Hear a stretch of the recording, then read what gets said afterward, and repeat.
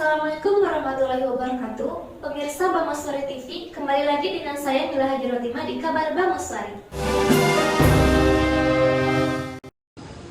Sebulan lalu, tepatnya tanggal 3 Maret 2023, kami menerima informasi bahwa Kepala Staf Presiden atau KSP Muldoko dan Dr. Hewan Joni Alan Marbun masih mencoba-coba untuk mengambil alih Partai Demokrat pasca KLB abal-abal dan ilegal yang gagal total pada tahun 2021 yang lalu. Gak tahu malu. Kali ini mereka mengajukan peninjauan kembali atau PK di Mahkamah Agung.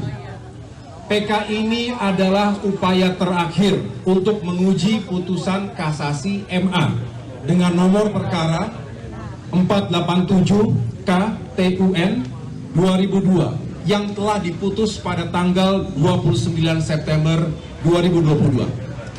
Alasan KSP Muldoko mengajukan PK adalah karena ia mengklaim telah menemukan 4 novum atau bukti baru.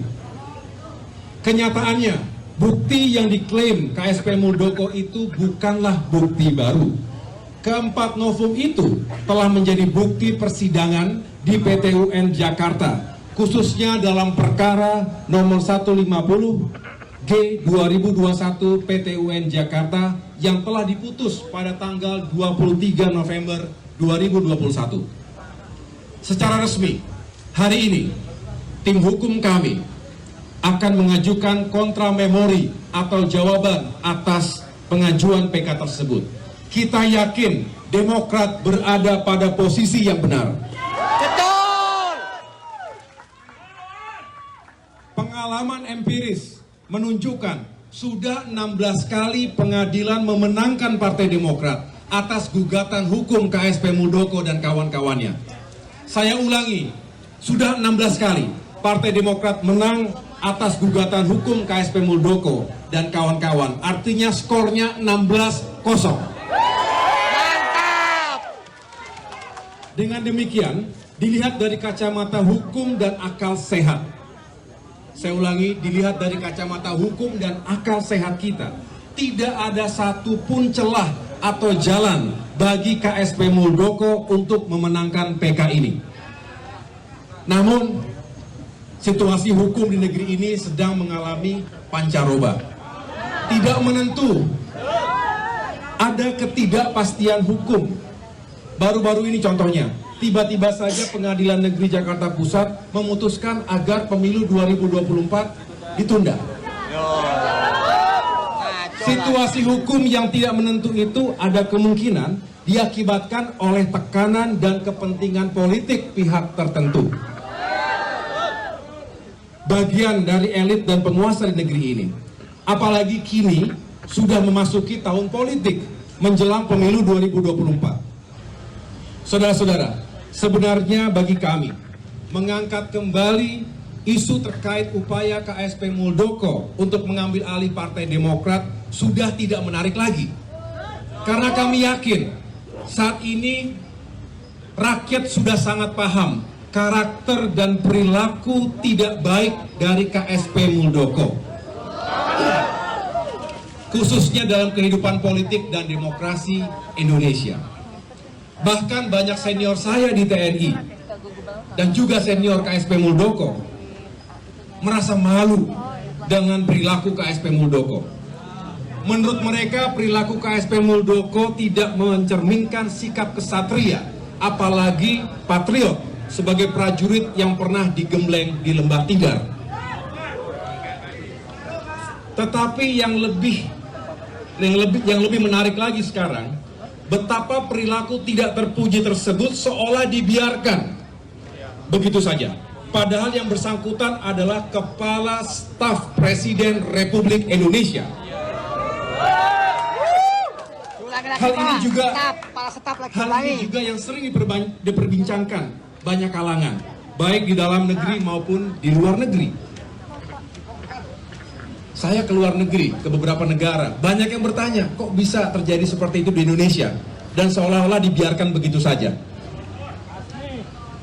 Untuk itu, saya bermusyawarah dengan seluruh pengurus dan pimpinan Partai Demokrat, baik di tingkat pusat hingga tingkat kabupaten kota, untuk menyikapi perkembangan situasi politik ini. Konkretnya, tadi kami melakukan Commander's Call atau apel pimpinan dengan 38 ketua DPD dan 514 ketua DPC serta 1.800 anggota DPRD provinsi dan kabupaten kota di seluruh tanah air secara online. Hadir juga secara fisik para elit partai seperti Majelis Tinggi Partai, Dewan Kehormatan, Dewan Pertimbangan, Mahkamah Partai, dan fraksi Partai Demokrat DPR RI serta pengurus harian Dewan Pimpinan Pusat Partai Demokrat. Pada forum tadi, kami mencermati dan membahas berbagai aspek, baik hukum maupun politik. Saudara-saudara sekalian, KSP Muldoko mengajukan PK pada tanggal 3 Maret 2023, tepat 1 hari setelah Partai Demokrat secara resmi mengusung saudara Anies Baswedan sebagai bakal calon presiden. Forum Commander's Call berpendapat, PK ini bukan tidak mungkin erat kaitannya dengan kepentingan politik pihak tertentu.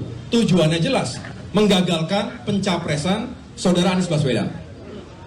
Forum juga berpendapat ada upaya serius untuk membubarkan koalisi perubahan.